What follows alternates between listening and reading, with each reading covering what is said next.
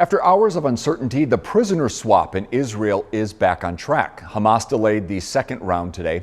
And as Jeff Paul explains, the terror group says that it was not satisfied with the amount of aid going into Gaza. 17 hostages held by Hamas in Gaza are now back in Israel.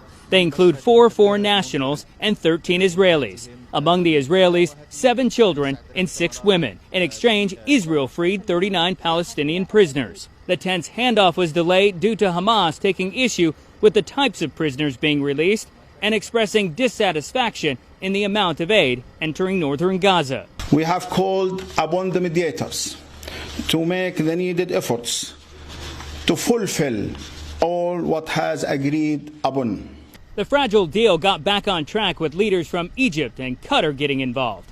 President Biden traveling in Nantucket, making calls to world leaders and vowing to keep pressing until all American hostages still being held in Gaza are released and accounted for. We don't know what the list of all the hostages are and when they'll be released, but we know the numbers that are going to be released.